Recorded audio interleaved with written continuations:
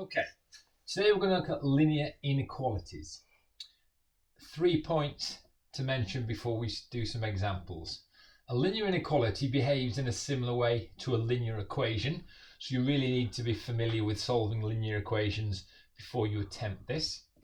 Instead of a single solution, like in an equation, we will have a range. That'll become clearer what that means hopefully later on. Instead of an equal sign, which we would have in an equation, we use one of these signs: less than, greater than, less than or equal to, or greater than or equal to, and that's what gives us the range of solutions. So I've got 3 examples to show us to start off with here.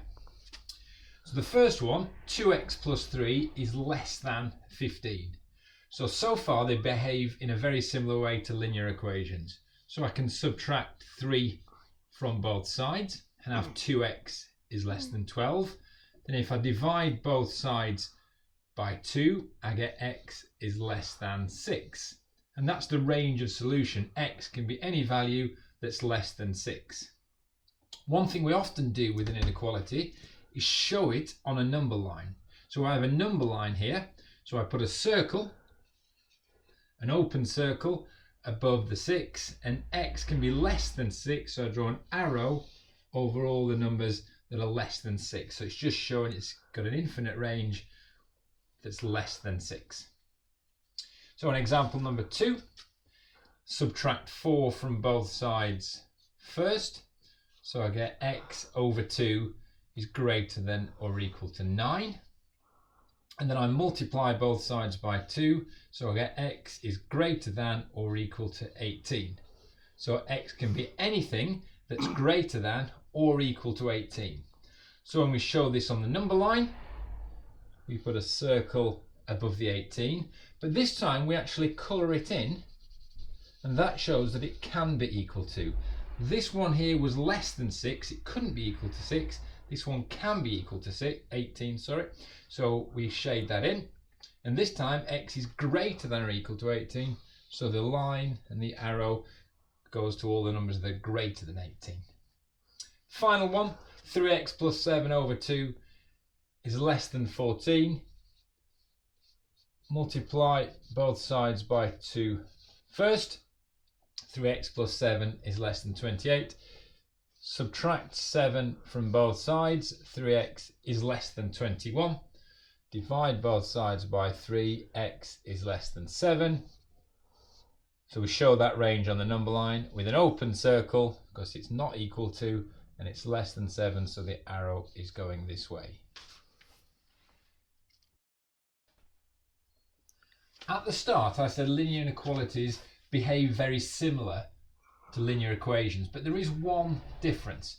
If I take this true statement here, 7 is greater than 4, I want to show you an oddity that makes it work in a slightly different way than an equation.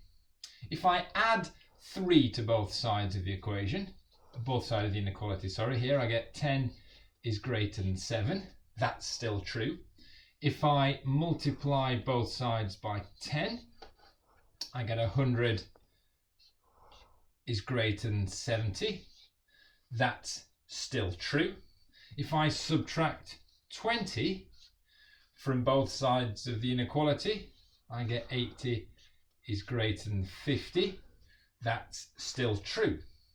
I could divide both sides by 5. That would still be true. 80 divided by 5 is 16. 50 divided by 5 is 10. So that's true. But there is one odd exception. If I now multiply both sides of the inequality by -1, I get -16 is greater than -10. And that, of course, is not true. -16 is less than -10. So an extra little rule here with inequalities is if I multiply or divide by a negative number, I have to switch round the side of the sign. I have to switch the sign round to make it true. And that sometimes occurs in inequalities. But sometimes we can avoid that. My final example I have twice, And I'm going to show you how we can use this technique or how we can often avoid it. I'm going to do it 2 different ways.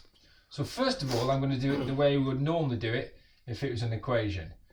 I'm going to take 5 from both sides. So I get negative 3x is greater than negative 6. And now I'm going to want x on its own. So I'm going to divide by negative 3.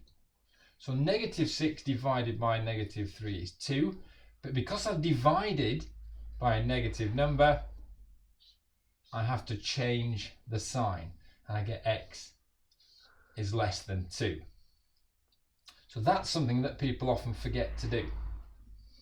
I can avoid that quite often though. So if I take the same equation here, and instead of taking 5, if I add 3x to both sides, first of all, what I've in effect done is made a positive 3x on this side, and I've got rid of the negative 3x, or got rid of the need to multiply or divide by a negative number.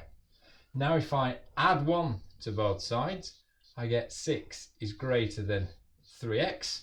If I divide both sides by 2, I get 2 is greater than x. And of course these 2 things here are exactly the same. X is less than 2 is exactly the same as saying 2 is greater than x. So there's 2 different, slightly different methods of doing the same inequality.